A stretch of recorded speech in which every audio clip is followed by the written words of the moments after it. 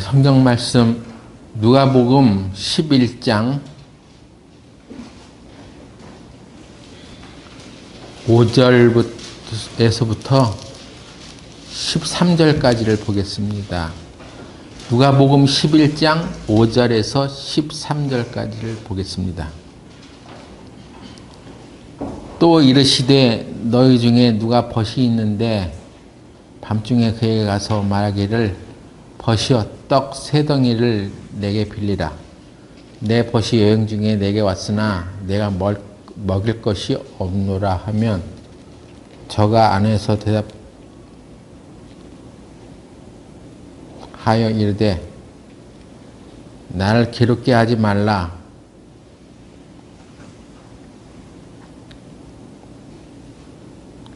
문이 이미 닫혔고 아이들이 나와 함께 침소에 누웠으니 일어나 내게 줄 수가 없노라 하겠느냐.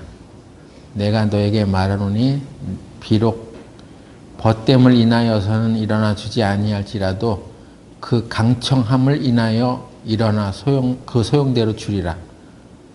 내가 너에게 이르노니 구하라 그러면 너에게 주실 것이요 찾으라 그러면 찾을 것이요 문을 두드리라 그러면 너에게 열릴 것이니 구하는 이마다 받을 것이요 찾는 이가 찾을 것이요 두드리는 이에게 열릴 것이니라. 너희 중에 아비된 자 누가 아들이 생선을 달라 하면 생선 대신에 뱀을 주며 알을 달라 하면 전갈을 주겠느냐. 너희가 악할지라도 좋은 것을 자식에게 줄 줄 알거든 하물며 너희 천부께서 구하는 자에게 성령을 주시지 않겠느냐 하시니라. 기도드리겠습니다. 거룩하신 하나님 아버지, 우리가 하나님으로부터 오는 이 영원한 생명의 구원을 받고 이 교회에 함께 소속이 되어서 이 땅 위에서 주님이 오시는 그날을 바라보며 살아가고 있습니다. 우리 교회를 특별히 더 사랑하시고 인도하여 주시는 줄을 믿사오니 오늘 우리 교회에게 주시는 이 말씀의 뜻을 우리들이 온전히 깨닫고 하나님께 담대히 나아갈 수 있도록 하여 주시옵소서. 우리의 구하는 모든 것들을 들어주시는 하나님께 감사드리며 예수님 이름으로 기도드렸습니다. 아멘.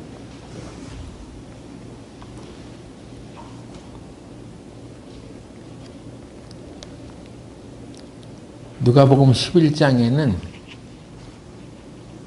예수님께 기도에 대해서 좀 가르쳐 주십시오 하는 제자들의 요청을 받고 예수님께서 기도에 대해서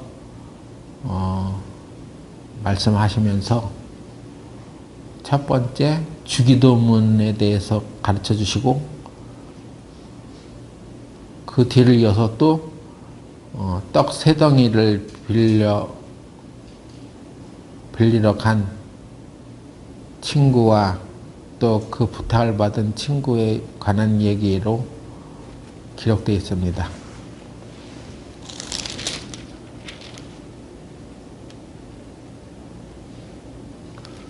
누가복음 11장 1절 보시면 예수께서 한 곳에 기도하시고 마치시며 제자 중 하나가 여짜오되 주여 요한이 자기 제자들에게 기도를 가르치신 것과 같이 우리에게도 가르쳐 주옵소서.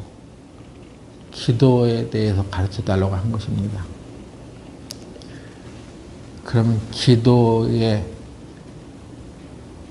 내용과 기도는 어떤 의미를 갖고 있는지를 우리들에게 말해 주려고 하는 거죠.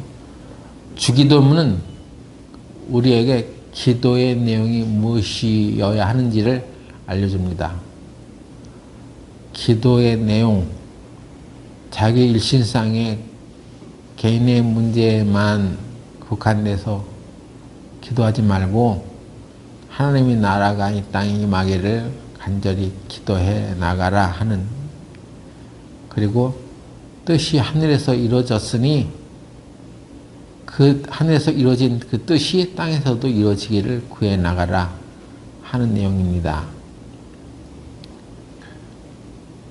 뜻이 하늘에서 이루어졌으니까 인간이 하늘의 뜻을 이루고자 하는 그런 기도를 하면 안 된다는 거예요. 인간은 자기의 행위한 노력으로 하나님의 뜻을 바꿔보려고 하는 그런 기도를 해서는 안 됩니다. 그리고 주기도문에 대해서 말씀해 주시고 5절에 또 이르시되 했으니까 그와 비슷한 맥락의 기도에 대해서 가르쳐 주시는 겁니다. 그러니까 이 떡을 빌려 간 한밤중에 떡을 빌려 간 친구의 얘기는 주기도문과 내용이 비슷하게 이루어져 가고 있는 거예요. 그 하나님의 뜻이 이 땅에서 이루어지는 것을 구해 나가는 차원으로 계속해서 기도해 나가는 것입니다. 그런데 이 세 친구의 비유에 대하여 읽다 보면은 얘기가 삼천포로 빠지는 해석을 할 수가 있습니다. 그것은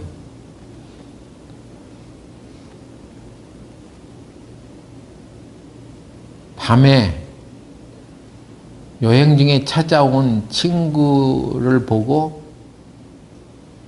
그 친구에게 떡을 주기 위해서 자기는 가진 게 없어. 떡이 다 떨어졌어. 그래서 떡 3덩이를 그 떡을 가지고 있는 친구에게 빌리러 간 대목을 얘기하시면서 그 밤중에 자기 문을 두드리는 친구를 향해서 그 떡 있는 친구가 뭐라고 말하냐면 7절에 보니까 저가 안에서 대답하여 가로되 나를 괴롭게 하지 말라. 문이 이미 닫혔고 아이들이 나와 함께 침소에 누웠으니 일어나 내게 줄 수가 없노라. 하겠느냐? 이 하겠느냐는 말은 그럴 수 없다는 얘기죠. 그런데 이 문맥상으로 얘기를 자세히 보면 밤중에 자기 먹을 떡도 아니고 여행 중에 찾아온 그 친구에게 줄 떡을 구하러 온 친구에게 그 친구에게 떡을 내주지 못하는 이유가 8절에 보니까 내가 너에게 말하노니 비록 벗됨을 인하여서는 일어나 주지 아니할지라도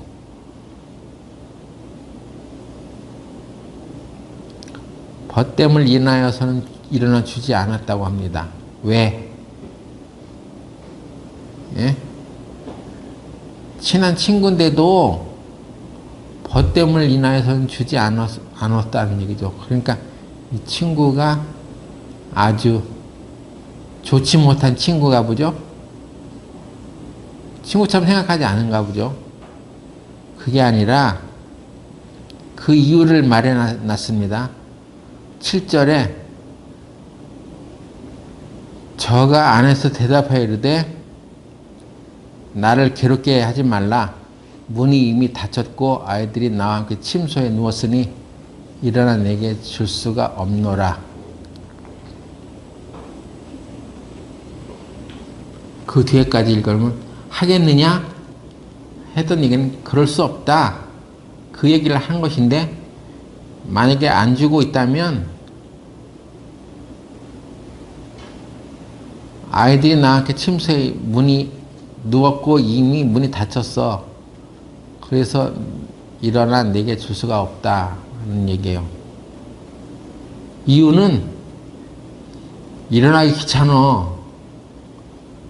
이 사람이 떡이 없어서 밤중에 떡을 빌리러 온 친구에게 난 떡이 없는데 이렇게 떡이 없어서 못 빌려주는 게 아니라 내가 지금 이 시간에 일어날 수가 없어. 귀찮다고.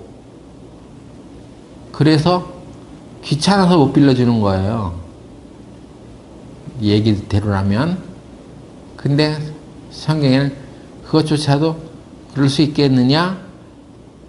이건 반어법이죠. 그럴 수 없다. 이런 얘기를 하려고 이 비유를 한 것입니다.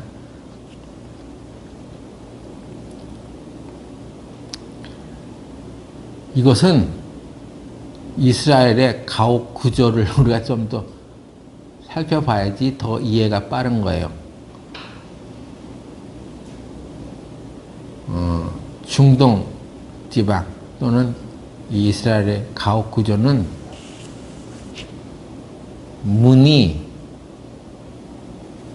거의 보면 바깥으로 향하여 있지 않아요.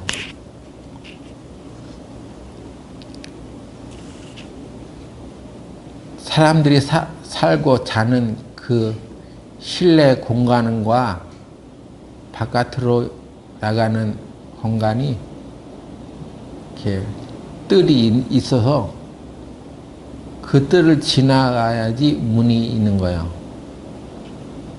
우리가 우즈베키스탄에 갔을 때 그 우즈베키스탄의 중동 문화의 어떤 그 가옥 문화가 들어가 있는 것 같아요. 문이 전부 다 이 집 중간에 있어요. 거의 바깥은 대문이 아니야. 그냥 거의 그냥 쇠창살로 그냥 이렇게 문고리 닫아버리면 그게 집이고 바로 길이야. 그래서 그 집을 들어가려고 두들기면은 두 개의 대문을 거쳐서 실내까지 들어갑니다. 그러니까 실내에서 잠을 자는 공간의 방이 따로 있고 어떤 뜰 같은 데가 있고 뜰을 지나가야지 바깥으로 나가는 문이 있어요. 그래서 그리고 여기 문이 이미 닫혔고 아이들이나 함께 침소에 누웠다고 하는 얘기는 밤에 이 사람들은 그 이스라엘의 넉넉지 못한 살림 가운데 대다수의 서민들의 생활은 한 방에 그 창문 하나 있고 한자만 식구들이 다 거기서 자는 거예요. 이불 하나를 덮고. 그래서 주인이 일어나면 혼자만 일하는 게 아니야. 주위의 식구들을 다 깨우는 형태가 돼버리는 거예요. 그러니까 민폐다 이거예요. 지금 내가 너한테 떡이 없어서 못 빌려주는 게 아니라 이 떡을 빌려주려 일어나야 되는데 그렇게 되려면 우리 가족들이 다 깨워야 되고 다 잠 못 자. 그런 상황입니다. 그래서 이 떡을 빌려달라고 요청받는 이 친구는 떡이 없어서 못 빌려주는 게 아니라 자기 가족들에게 성가시다는 거야. 지금 괴롭게 하지 말아라 하는 얘기야. 우리 가족들을 다 아이와 함께 침소에 누웠어. 그래서 일어나 내게 줄 수 없다를 항변하고 있는 거예요. 근데 우리 서구 문화에 길들여진 우리들은 그거 참 이해가 안 가죠. 누가 밖에서 초인종 띵동 누르면 자기 혼자 일어나가지고 누구세요 하고 대문을 활짝 열으면 되잖아. 근데 이스라엘의 이 유대 문화는 그런 게 아니에요. 일가족이 다 깨어나는 거야.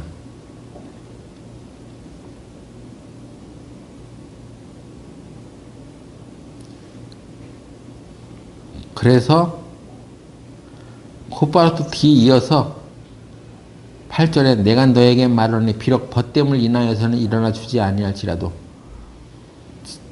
친구라고 해도 가족들하고 다 연결이 되어 있기 때문에 이 친구가 성가시고 귀찮아서 일어나 주지 않는데, 그럴 가능성이 있는데 그 강청함을 인하여 일어나 그 소용대로 주리라 했습니다. 강청함, 이 말이 이 비유를 완전히 해석을 엉뚱하게 내리게 해서 얘기가 전체적으로 틀어진 거예요. 어떻게 틀어지냐. 이 강청함을 한글 개역 개정 성경에는 간청함으로 번역을 했습니다. 간청, 간절히 구하고 요청하는 거예요. 이 비유를 토대로 한국의 대다수의 교회와 목회자들이 쫄라대는 기도를 어떻게 하는지에 대한 비유로 이 말을 사용하는 것입니다. 한국에 전병묵이라고 하는 목사님이 있어. 이 사람 청년들과 함께 세계 선교를 하면서 많은 역할을 담당했었는데 무슨 소문에 휩싸여 가지고 그 사역을 중단하고 안타까운 사람인데, 그 사람이 지은 책 낙타 무릎이라는 책이 있어요. 낙타 무릎. 기도를 그렇게 해야 된다는 얘기예요. 낙타가 사막에서 이렇게 가다가 쉬잖아요. 그러면 무릎을 딱 굽히는데 낙타 무릎이 이게 관절이 딱딱하잖아. 그래도 우리 무릎도 그처럼 그렇게 낙타 무릎처럼 돼야지 되는 기도를 해야지 된다. 끈질기게 요청해야 된다. 그런 얘기를 하는 거죠. 그래서 우리는 은연중에 이 사람 저 사람들의 가르침을 받으면서 기도는 어떻게 해야 돼? 하나님 앞에 끈질기게 요청해야 돼. 거의 들어질 때까지 계속 쫄라대는 기도, 강청, 간청, 이렇게 이제 해석을 해버리고, 끈질기게 하나님께 구해야 되는구나. 이렇게 이 떡 세 덩이를 빌리러 온 친구에 대한 비유를 그렇게 해석해버리고 기도를 해라. 그러니까 한두 번 기도하고 말지 말고 계속 강청을 해. 끈질기게 해. 이런 교훈을 얘기한다는 것입니다. 여기서 우리는 성경 해석의 방향과 영적인 해석들이 얼마나 위험하다기보다는 중요한지를 우리가 다시 한번 생각하게 되는데, 성경 이렇게 보면 이렇게 해석할 수 있고, 누가 이렇게 해석하면 그건 해석의 차이야.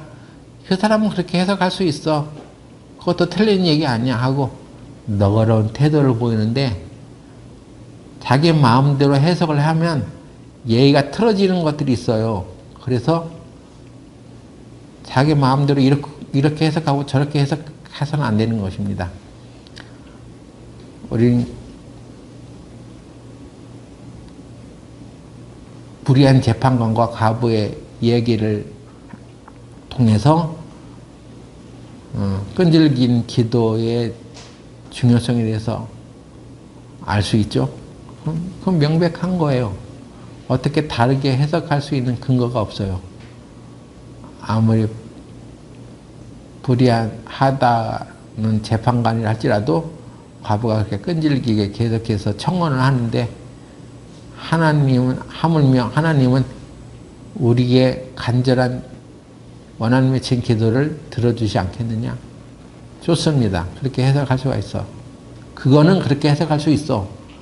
근데 이 밤중에 찾아온 친구의 비유마저도 이런 내용이 있었으니까 이렇게 해석하는 거야 하고 말해버린다든가 아니면 아까처럼 그 전병묵이라는 목사님이 쓴 낙타무릎이라는 책을 읽고 아 끈질긴 기도를 해야 되는구나 하고 내가 배웠어.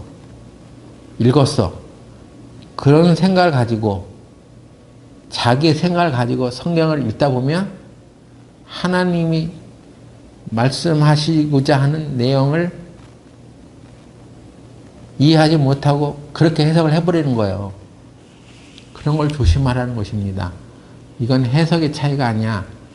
성경을 제대로 안 본 결과지. 내가 하나님의 말씀을 깊이 묵상하지 아니하고 성령으로부터 온 계시를 통해서 성경을 해석하는 것이 아니라 세상 사람들의 얘기, 그동안 사람들의 입에 오르내리면서 했던 얘기, 어떤 책 얘기를 듣고 무분별하게 받아들여가지고 그 얘기를 써먹는 거예요. 우리 설교자들이 그래서 조심해야 됩니다. 아무 책이나 읽고 그 책에 그렇게 돼 있더라고 해가지고 막 인용하면 안 돼요. 과연 그 내용이 성경에 부합되는 것인지 면밀히 묵상하고 따져보고 잘못된 것은 받아들이지 말고 오로지 하나님부터 온 성령의 계시를 받아야 되는데 성령의 계시를 받을 시간이 없어.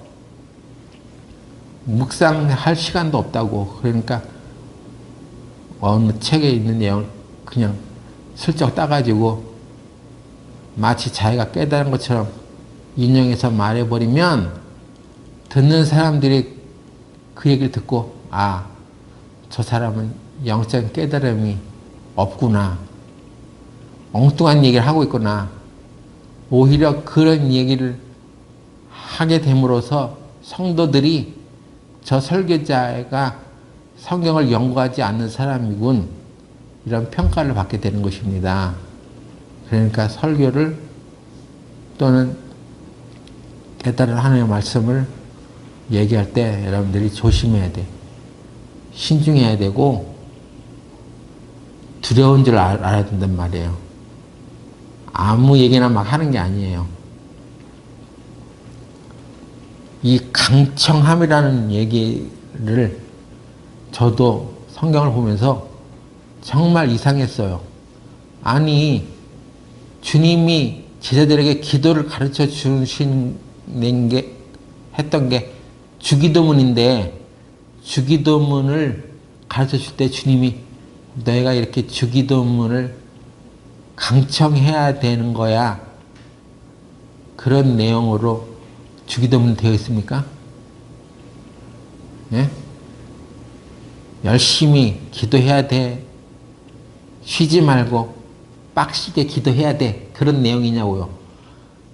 그 내용이 뜻이 하늘에서 이루어졌으니 그것이 땅에서 이루어지기를 구하라고 했던 것이지 네가 열심히 구해야지 이루어지는 내용이야. 그것을 얘기하지 않잖아요. 주기도문은. 주기도문은 네 노력에 의해서 되어지는 게 아니야. 네 열심에 의해서 이루어지는 게 아니야. 하나님 나라가 임하고 하나님의 영광을 받으시는 것은 네 노력에 의해서 되는 게 아니야. 하나님이 이미 우리에게 그런 일을 행하셨어. 그래서 그것이 하나님 뜻이 이루어졌으니 너는 그것이 이루어지기를 간절히 구해 나가. 그것입니다. 그런 차원에서 또 이르시되 너희 중에 누가 벗이 있는데 밤중에 그에게 가서 말하기를 벗이여 떡 세 덩이를 내게 빌리라. 빌리라는 얘기는 이 한글 개역 성경에는 옛 고어체로 되어 있기 때문에 나한테 빌려 그런 말이 아니라 떡 세 덩이를 나한테 빌려주라 는 뜻이에요. 빌리라는 얘기는 내 벗이 여행 중에 내게 왔으나 내가 먹을 것이 없노라 하면 그 벗은 또 한낮에 찾아오던 가지 왜 또 하필 밤중에 찾아와 성가시게 낮에 일어나면 낮이면 내가 줄 수 있는데 밤이야. 근데 이스라엘에는 유대 문화는 낮에는 뜨겁고 덥기 때문에 여행을 그 시간에 하지 않는다는 것입니다. 보통 이제 선선해지는 오후에 여행을 시작해서 가다 보면 목적지에 늦은 밤에 도착하는 거예요. 네? 그게 유대 문화요. 그러니까 이 성경이 기록될 당시, 그때 당시 사람들의 문화를 전혀 고려하지 않고 내 생각대로만 이 말씀을 해석하다 보면 내 식대로 해석을 하는 거죠. 위험하잖아요. 그래서 좀 그 시대의 문화를 알고 그 시대의 생활상을 알아야지 거기에 걸맞는 해석을 해나갈 수 있는 것입니다. 그래서 어쩔 수 없이 밤에 도착한 거예요. 목적지에. 근데 밤이 됐으니 이제 자기도 떡이 없죠. 먹을 것이 없어. 근데 또 친구가 찾아왔는데 자기도 떡이 떨어졌어. 그러니까 줄 것이 없는 것입니다. 문제는 그런 상황이 되었을 때 이 친구가 여행 중에 찾아온 그 친구를 위해서 누구한테 떡이라도 빌리러 가야 되겠다 이런 마음을 먹은 거라는 것입니다. 왜 그럴까요? 이것도 그 당시의 문화를 잘 이해해 보면 알 수 있습니다.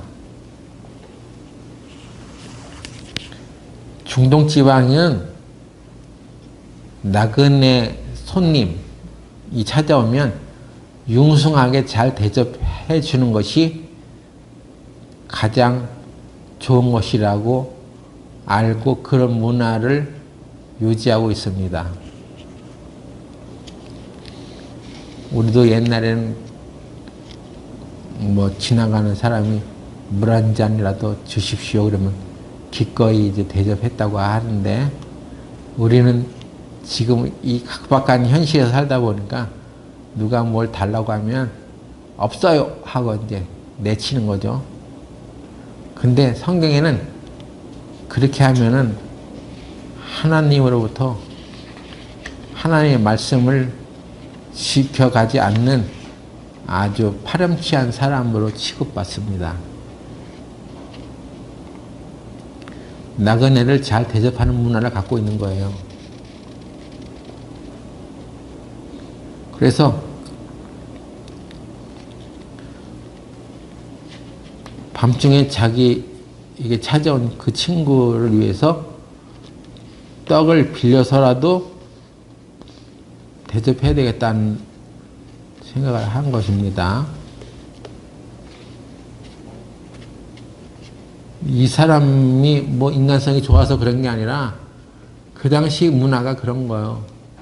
누구든지 나그네를 잘 대접하는 것을 덕목으로 알고 지내던 그런 시대였어요.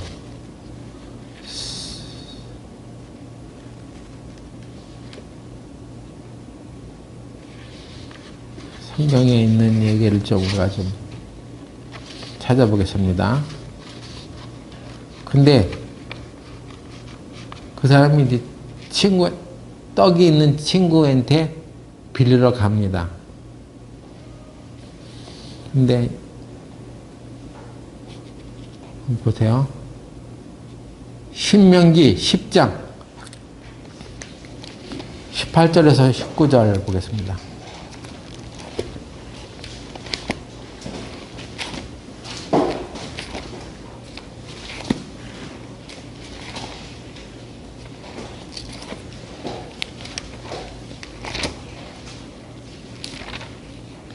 신명기 10장 18절.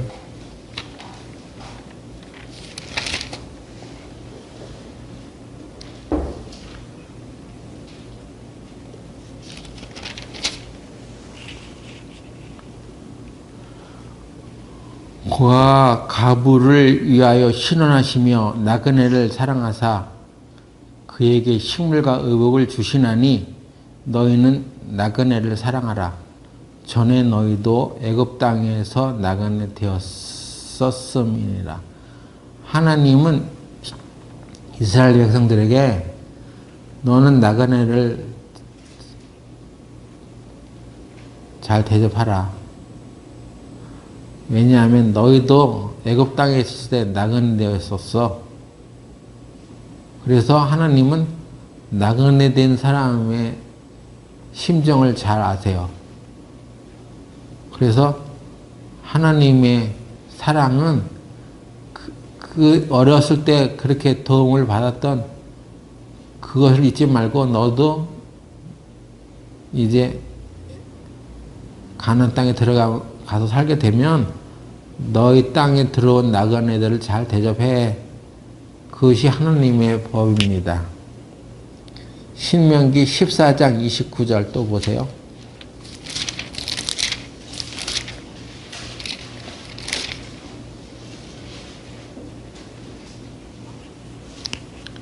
너희 중에 분깃이나 기업이 없는 레위인과 내 성중에 거하는 객과 및 고아와 가부들로 와서 먹어 배부르게 하라.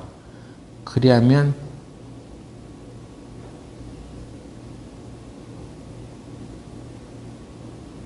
네 하나님 여호와께서 너희 손으로 하는 범사에 네게 복을 주시리라.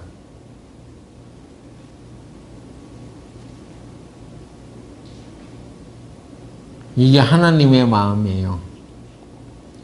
네 성중에 거하는 객, 나그네들을 잘 대접하라는 것입니다. 그렇게 하면 네 하나님 여호와께서 너의 손으로 하는 범사에 네게 복을 주시리라. 여러분이 하나님의 복을 받고 싶죠? 근데 하나님은 우리가 이 세상에서 복을 받을 수 있는 방법도 가르쳐 주셨어요. 나그네를 잘 대접해. 그럼 네가 이 땅에서 네가 복을 받아. 그런데 나는 줄 거 없어. 나는 그런 건 하기 싫고 그냥 복을 주세요. 하나님이 다 해놓으셨잖아요. 하나님이 예수님 통해서 다 복을 주셨잖아요. 그러니까 나한테 복을 주세요. 이렇게만 하면 하나님이 말씀하시는 게 이런 것입니다. 근데 넌 내가 하라는 얘기인 것은 하나도 안 하면서 맨날 복만 달라고 그래?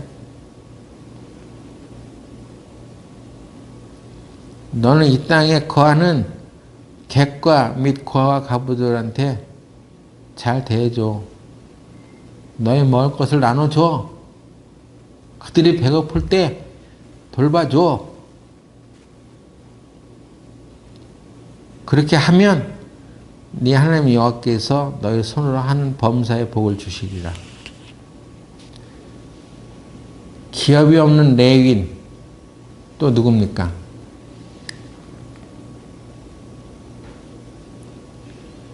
이 땅에서 하나님이 재산을 축적하지 못하게 하고 성막 봉사에만 전념만 했던 사람들, 그 사람들에게도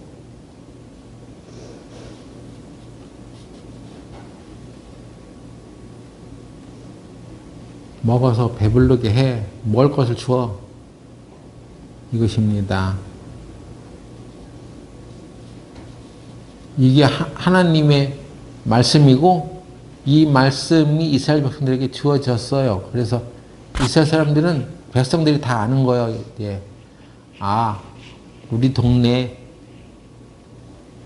나그네가 찾아오면 잘 대접해 줘야 되겠다. 그것이 일반 문화란 말이에요.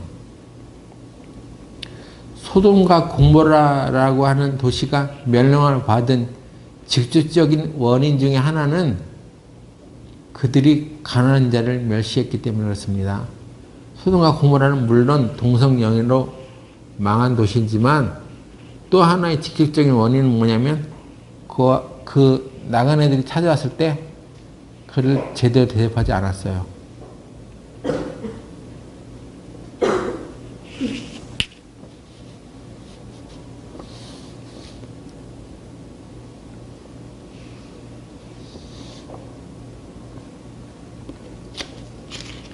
신약 성경으로 와서는 또 뭐라고 말씀하시냐면 히브리서 13장 2절 보세요.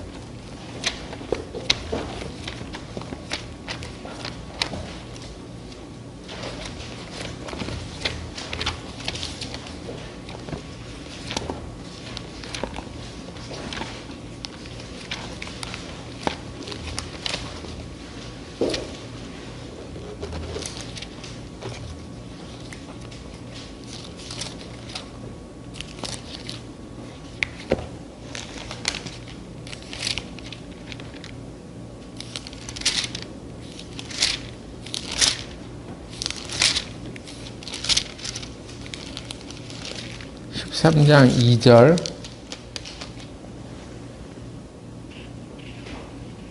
손님 대접하기를 잊지 말라. 이로써 부지 중에 천사들을 대접하는 이들이 있었느니라. 누구의 얘기를 하는 거죠 지금? 아브라함 얘기하고 있는 거죠. 손님 대접하기를 잊지 말아라. 집에 손님이 찾아왔으면 잘 대접해. 나그네를 잘 대접해. 그러다 보니까 부지 중에 천사들을 대접하는 일들도 있어. 아브라함이 복을 받은 것은 이런 걸 잘했던 것입니다. 아브라함이 신앙이 완전한 것이 아니었어요. 하지만 그 중에 그래도 하나님이 아브라함을 복을 주시려고 하는 것은 하나님이 복 주겠다는 것들을 잘 해나갔습니다. 우리가 이 땅에 나그네처럼 살아가고 있습니다. 여러분 이 땅에 큰 집을 짓고 떵떵거리고 잘 살고 좋은 직업을 갖고 명예를 얻고 든든한 직장을 갖고 이런 것이 목적이 되어서 살아가고 있는지 모르지만 하나님은 우리에게 너희들도 이 땅에 나그네처럼 살아라 라고 했습니다. 우리가 거할 곳은 여기가 아니에요. 여기는 우리가 거쳐가는 곳입니다. 그래서 나그네 되는 우리들이 서로를 잘 대접하고 돌봐주면 그러므로 하나님께서 네 손으로 하는 모든 일에 복을 주시는 거라는 것을 알아야 됩니다. 그게 예수님의 마음이에요. 남을 도와줄 때 하나님의 마음으로 해주면 아무 이상이 없습니다. 그런데 자기의 노력과 자기의 능력으로 해주려고 하면 이 사람 지난번에도 빌리러 왔는데 또 빌리러 와? 염치가 없구만. 부끄러운 줄 모르는구만. 이제 그런 생각이 들죠. 그러면서 그렇게 사니까 평생 빌어먹는 거야.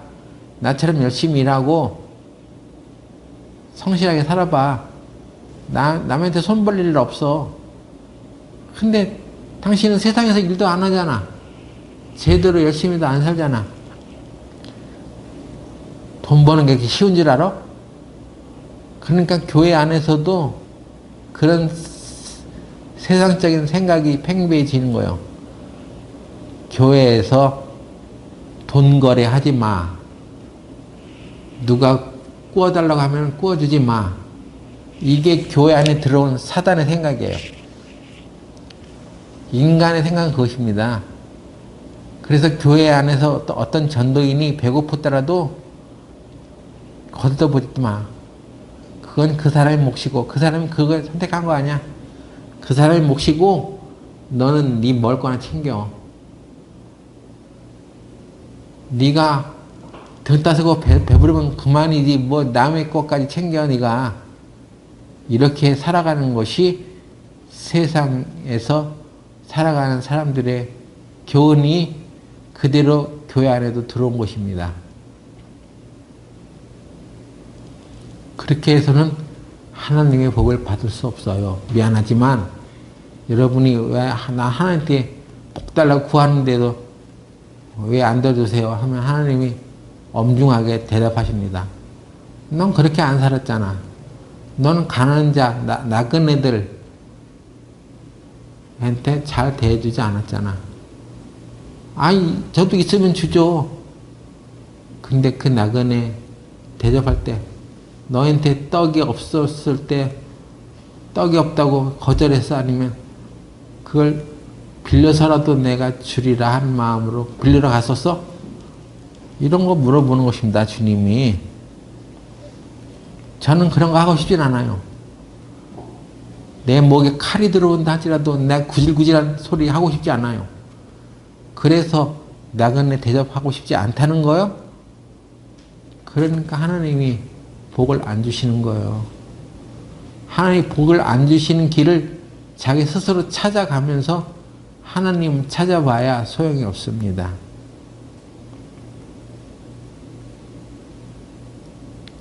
여기에 성경에 비록 벗됨을 위하여서는 주지 아니할지라도 그 강청함을 인하여 일어나 소용대로 주리라 했던 그 강청함. 오늘 우리는 이 강청함이 무슨 말인지를 배우는 시간을 갖겠습니다. 강청함은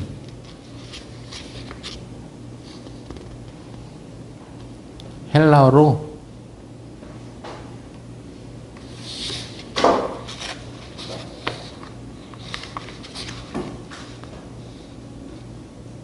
아나이데이아 라고 합니다. 필요하면 받아 적으세요. 아나이데이아. 아나이데이아. 그래가지고 크게 말해야 되겠어.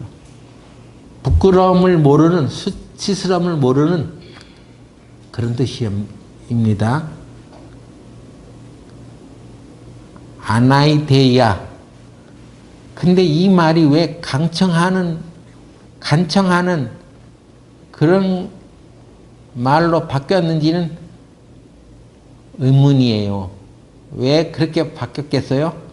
성경 번역자들이 서구 문화의 틀 안에서 야, 밤중에 이렇게 찾아와서 문을 두드리면서 떡을 빌려달라고 하는 거 보면은 정말 염치가 없잖아. 근데 그럼에도 불구하고 문을 두드렸단 말이야? 그러니까 끈질기게 쫄라대는 이런 뜻 아니겠어? 그래서 끈질기게 졸라대는 뜻에 강청하는 말로 번역을 해버린 거죠. 서구 문화의 틀 안에서 생각을 하다 보니까. 또 인간적인 자기 개인의 생각으로 야, 밤중에 자기가 먹을 떡을 달라는 것도 아니고 남의 친구 떡 없는 거 챙겨주겠다고 떡 달라고 하는 건 너무 염치 없는 일 아니야? 그러니까 그럼에도 불구하고 강청하니까 그런 건 아니겠어 하고 그렇게 해석을 해버린 거예요. 그런데 이것을 그 당시 문화로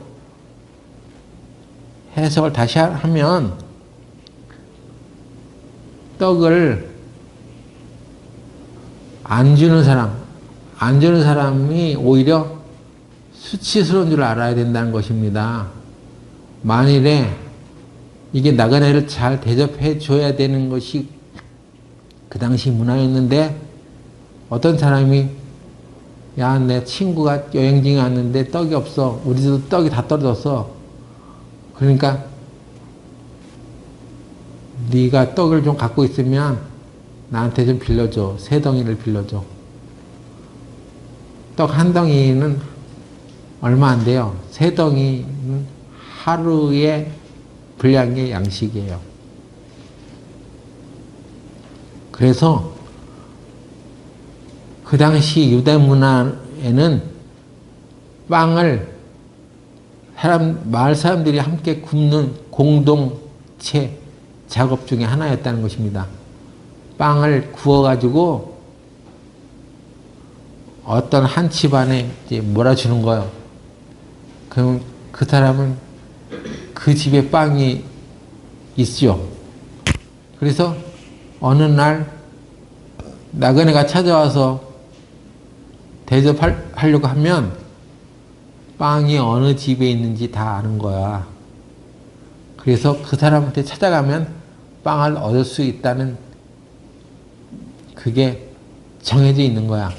그리고 빵을 함께 공동 작업으로 만들기 때문에 어떤 집안에 하루 온종일 쓸 수 있도록 몰아주고 또 그 다음날 빵을 만들어서 다음 집.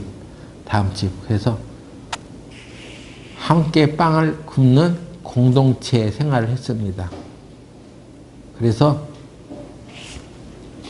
사람들끼리는 밤에 찾아가서 빵을 달라고 해도 이게 창피한 게 아니에요. 오히려 빵을 안 빌려주는 것이 창피한 거예요. 염치가 없는 사람. 만약에 어떤 나그네가 왔는데 그 집에 문을 두드리고 빵을 달라고 했는데도 그 집에서 문 안 열어줘서 그러면 삽시간에 그 동네에 소문 쫙 퍼지는 거예요. 저 집 아주 파렴치한 사람 집이야. 하나님 말씀에 나그네를 잘 대접하라고 하는 그거 던져버리고 사는 집이야. 이런 평가가 쫙 내려지는 것입니다. 그러니까 이 아나이데이아라는 뜻은 수치심이 없는 이것은 밤에 빵을 빌려달라고 문을 두드리는 것에 대해서 그 사람은 수치심이 없다고 말한 게 아니라 안 빌려주는 것이 수치심이 없는 사람이라는 뜻이에요.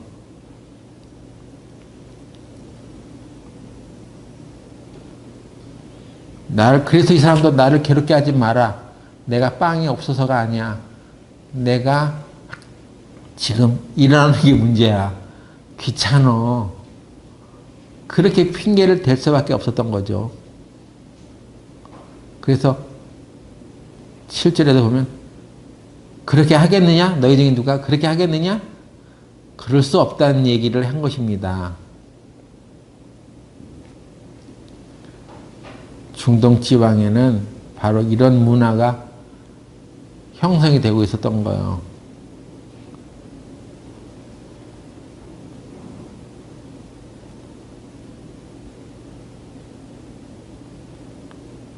그래서 이 아나이데이아라는 말을 쫄라대는 것으로 번역을 해버린 것입니다. 그렇게 되니까 이제 그런 문맥의 내용이 될지 모르지만 앞뒤로 따져보면 이게 전혀 맞지 않는 기도의 모습이 돼버리는 거예요. 하나님의 뜻이 하늘에서 이루어진 것처럼 땅에서도 이루어지게 해달라고 기도를 하라고 하면서 근데 그걸 네가 쫄라대야 돼? 쫄라대는 기도를 해야지 들어줘? 이렇게 돼버리는 거죠. 그러니까 이 아나이데이아라는 말은 어떻게 얘기한 것이냐면 이 밤중에 떡을 빌려달라고 찾아온 친구에게 떡을 빌려주게 되는 것은 그와 마을의 평판 때문에 빌려준 것입니다. 내가 빌려주고 싶지 않아도 내가 그렇게 행동해버리면 이제는 저 집안은 정말 평판이 안 좋은 집안으로 찍혀버리는 거예요.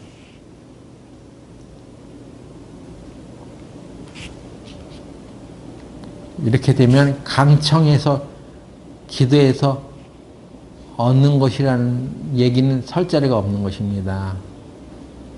그러니까 우리가 성경을 더 깊이 연구하지 않은 결과예요.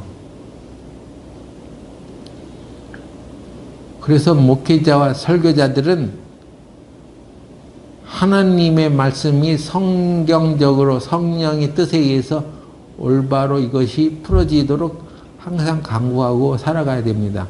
그렇게 안 하면 자기 생각으로 풀어버리거든요.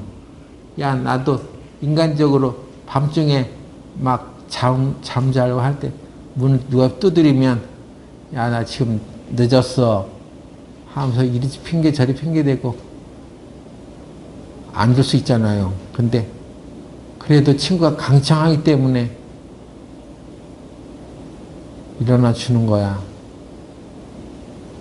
이렇게 해석해버릴 수 있는 것입니다. 이런 기도라고 생각을 해버리는 거죠. 하나님이 나그네를 잘 대접하라고 했는데 만일에 나그네를 잘 대접하지 않으면 누구의 평판이 떨어지는 거예요? 하나님 자신의 평판이 떨어지는 거예요. 하나님 그렇게 말씀해 놓고 나서 나그네 밤중에 찾아왔다고 대접 안 해주면 하나님 뭐가 되는 거예요? 하나님이 이 비유를 통해서 우리에게 주시는 거는 하나님이 우리의 기도를 안 들어주는 것이 하나님의 영광을 가리는 거예요. 수치가 되는 거예요. 하나님은 우리가 기도하는 것을 반드시 들어주시는 분이에요. 이 친구 밤중에 떡을 빌리러 온 친구에게 이렇게 안 하겠느냐 했던 것은 그렇지 않다는 얘기죠. 하물며 하나님은 기도하는 사람의 기도를 반드시 들어주신다. 뭐요? 하나님은 신실하시기 때문에 우리의 기도를 반드시 들어주셔. 우리가 열심히 쫄라대서 들어주신 게 아니라 하나님이 기도를 안 들어주시면 하나님의 영광의 수치가 돼. 하나님이 우리의 기도를 들으시는 것은 그리고 응답해 주시는 것은 그로 인해서 하나님의 영광을 얻기 위함이라고 분명히 말씀하시잖아요.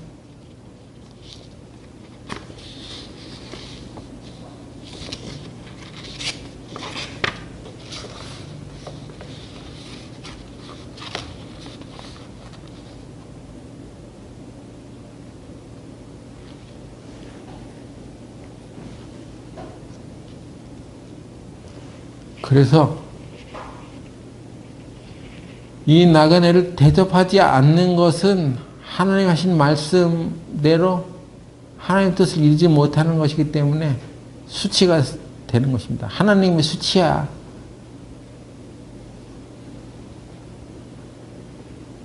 그래서 들어주시는 것입니다.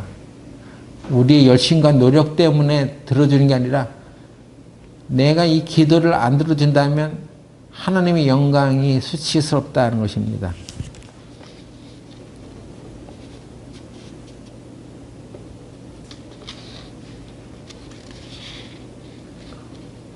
목회자를 선별할 때도 이 나그네를 잘 대접하라는 것이 하나님의 말씀이고 그것이 중요한 덕목 중에 하나로 책정이 된 것은 이게 하나님의 마음이기 때문에 그렇습니다.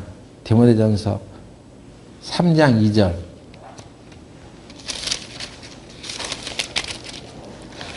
디모데전서 3장 2절.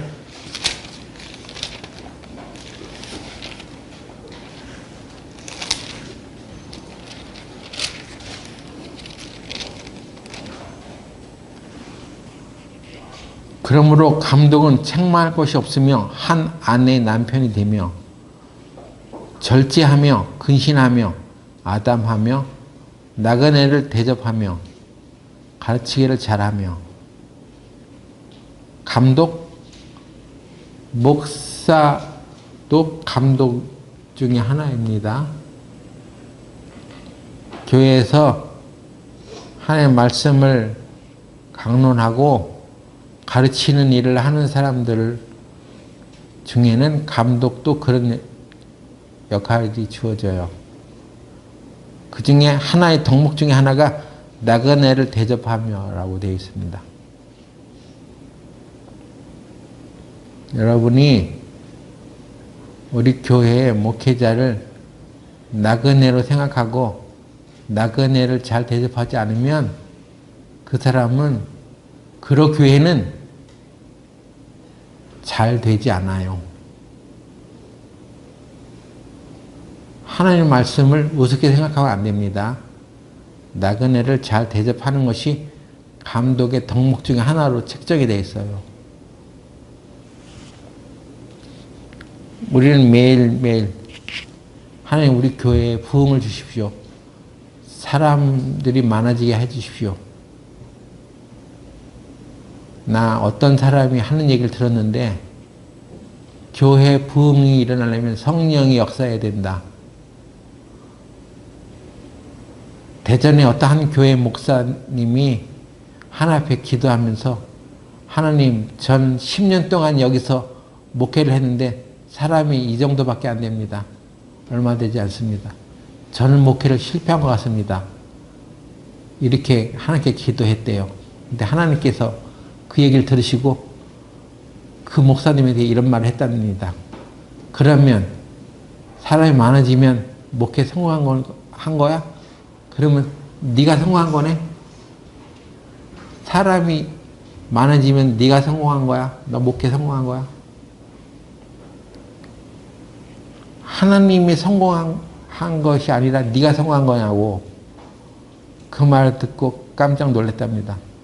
자기의 영광을 위해서 목회 사람들 교회 많이 오게 해달라는 것이지 예수님이 영광을 얻으실 것을 생각해서 사람 교회로 모은 게 아니잖아. 그러면 네 영광 받고 끝내겠다는 거 아니야. 그러면 사람 이 정도밖에 안 모여? 그러면 네가 수치스럽다는 거 아니야. 그걸 깨닫고 나서 이 목사님이 회개하면서 사람이 많아지는 것이 부흥이 아니라는 것, 내 영광을 얻고자 했던 것이라는 것을 돌이켰다고 합니다. 우리가 교회가 잘 되고 부흥하는 것이 어떤 한 목회자가 잘해가지고 성공하는 거냐? 인간의 성공을 최우선으로 생각하는 사람들은 그렇게 생각할 수 있어요. 이 교회가 사람이 적은 것은 목회자가 잘못했기 때문이야. 그러니까 그 목회자가 영광 받는 것이 하나님의 뜻이냐고요. 그것은 교회의 머리는 예수 그리스도인데 예수 그리스도가 영광을 얻지 못하는 것을 생각하지 못하고 사람에게 집중하는 거죠. 그럼 그야말로 하나님이 잘못했다고 얘기하는 거랑 똑같은 거예요. 하나님 얼굴에 먹칠하는 것입니다. 그래서 미리암이라는 사람이 모세에게 거역하고 그렇게 나갔을 때 하나님의 얼굴에 침을 뱉는 것과 같이 여기시고 하나님께서 미리암을 눈병 걸리게 했던 거예요. 그렇게 해놓고 진 밖으로 쫓아냈습니다. 7일 동안 들어오지 마. 여러분, 교회 안에서 하나님이 주신 권위를 대항하고 하나님 얼굴을 수치스럽게 한 사람들은요, 자기는 교회에서 이 교회 나갈래. 내가 뭐 다른 데 교회 없는 줄 알아 하고 나가는 것 같지만 사실은 하나님이 그를 진 밖으로 쫓아낸 것입니다. 잘 아셔야 돼요. 사람들은 자기 위주로 말해요. 자기 위신에 먹칠하고 자기 위신이 딱 떨어졌기 때문에 교회 안 나가 하면서 다른 교회 나가야지. 그것을 마치 신앙생활을 잘하는 것처럼 생각하는데 천만에요. 하나님이 그 사람을 진 밖으로 쫓아낸 거예요. 그 일을 더 이상 수행하지 못하게 하는 거예요. 조심하셔야 됩니다. 하나님의 영광을 위해서 하나님은 우리의 기도를 들어주시는 거예요. 왜냐, 하나님이 이스라엘 백성들이 우상을 섬기고 송아지 우상을 섬기고 막 그랬을 때 하나님이 그를 진노하셨어. 이스라엘 백성들을 다 진멸하려고 했는데 모세가 중보기도 하잖아요. 모세가 뭐라고 기도했는지 아세요? 하나님, 우리를 애굽 땅 종되었던 곳에서 불러내셔가지고 이곳으로 나오게 했는데 만일에 이 광야에서 우리를 다 진멸하시면 하나님의 영광의 수치가 되지 않겠습니까? 저가 이스라엘을 인도할 능력이 없어서 강에서 죽여버렸다고 평가를 받는 건 아니겠습니까? 하나님 용서해 주세요. 이 백성을 불쌍히 여겨주세요. 하고 모세가 기도합니다. 그러니까 하나님이 애굽에서 그래도 먹고 살았던 이스라엘 백성들을 광야로 불러내가지고 나그네 만들었는데 나그네를 다 쓸어버리시면 하나님의 말씀에도 위배가 되지 않습니까? 하나님의 얼굴과 영광에 수치스럽지 않습니까? 그래서 거기에 호소한 거예요, 모세가. 하나님이 할 말이 없어지는 거죠. 네 말이 맞아. 그래서 내가 이스라엘을 진멸하지 않겠다고 한 것입니다. 하나님이 우리의 기도를 들으시는 것은 우리의 정성과 노력으로 떼쓰기 때문에 들어주신 게 아니라 하나님의 영광을 나타내기 위해서 들어주시는 거예요. 그러니까 엉뚱하게 잘못된 기도를 하면서 자기 욕심으로 기도하면서 자기 야망을 이뤄달라고 하는 기도는 하나님께서 듣지 않으시는 건 당연한 것이고 지금 당장 응답을 안 주셔도 언젠가 때가 되면 반드시 우리 기도에 응답하시는 분이에요. 왜? 그게 하나님의 영광이 되기 때문에 그렇습니다. 그래서 밤중에 찾아온 친구의 비유는 우리에게 떼쓰는 기도, 간청하는 기도를 하라고 하는 게 아니라 하나님은 하나님 자신을 위하여 우리의 기도를 들으시는 분이야. 그러니까 우리 행위와 노력을 의지하지 말고 담대히 하나님의 은혜를 의지해서 하나님께 나아가자는 것입니다.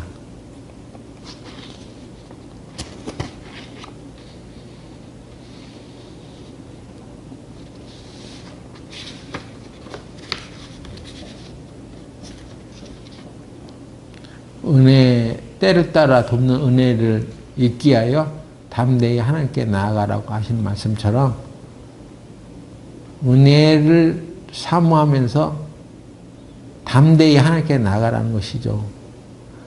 한밤중에 문을 두드리는 그런 열정은 은혜를 얻기 위해서 담대히 나가라는 뜻이지 네 노력을 열심히 해. 낙타 무릎이 될 때까지 꿇어 엎드려 가지고 기도해. 이런 노력을 말하는 것이 아닙니다. 그리고 이 나그네를 대접하는 것이 얼마나 중요하냐면 이게 마지막 날에 우리 심판의 이유까지 되는 거예요. 마태복음 21장 한번 보세요. 21장 41절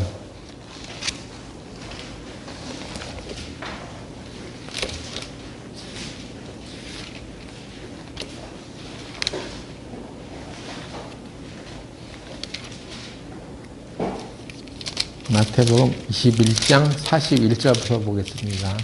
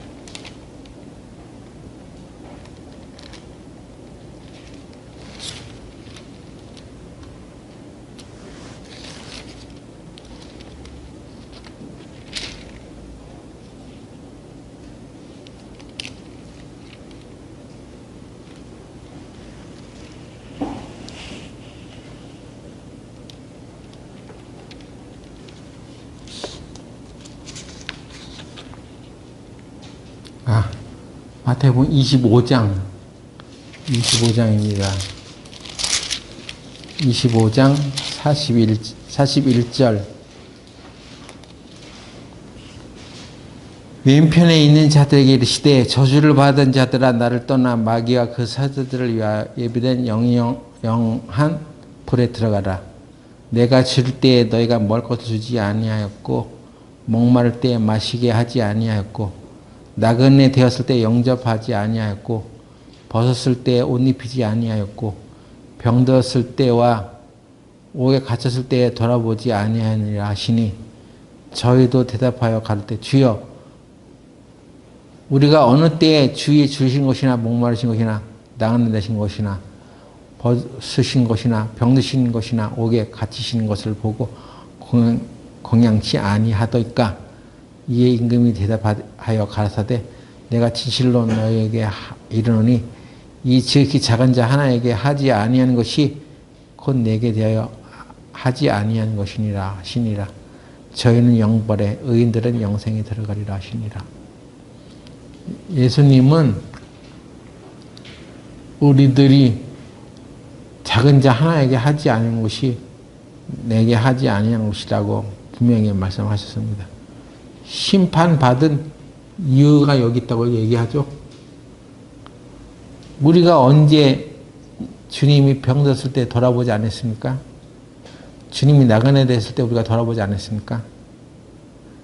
이 작은 자 하나에게 하지 아니한 것이고 내게 대해 하지 아니한 것이야 라고 했습니다. 우리 교회에 줄인 사람들, 나그네 된 사람들, 병든 사람들 있을 때 여러분들은 왜 내가 꼭 거기 가야 돼? 난 더 중요한 있고 바쁜 일이 있어.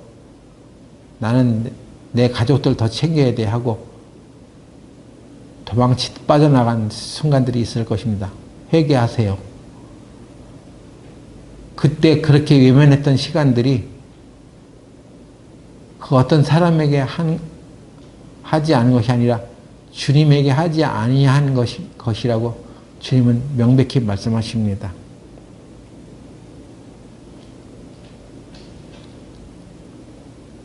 주님이 이것을 꼭 챙기신다는 얘기죠.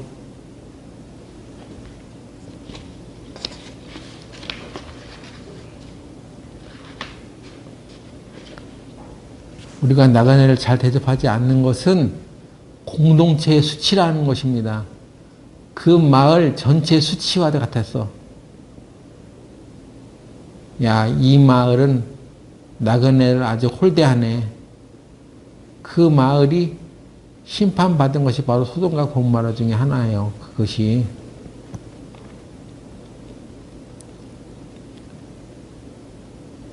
하나님의 말씀을 우리가 어떻게 봐야 되겠습니까?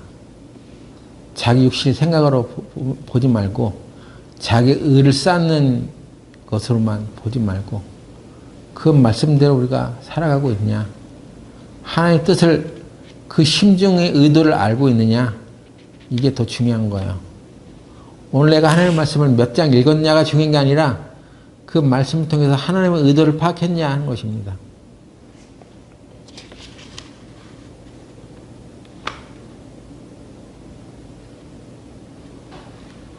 요한복음 14장 13절 보고 마치겠습니다.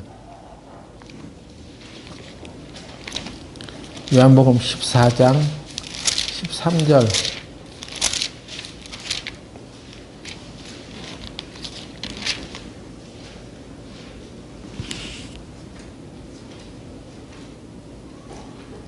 내가 진실로 진실로 너에게 이르노니 13절 너희가 내 이름으로 무엇을 구하든지 내가 시행하리니 이는 아버지로 하여금 아들을 인하여 영광을 얻으시게 하려 함이라. 내 이름으로 무엇인지 내게 구하면 내가 시행하리라. 하나님이 우리 기도를 들으시는 것은 예수님의 이름으로 구하는 것인데 그것을 응답해 주시는 이유는 그 아들을 인하여 영광을 얻으시려고 하는 것이다. 그러니까 내 이름으로 무엇인지 구해.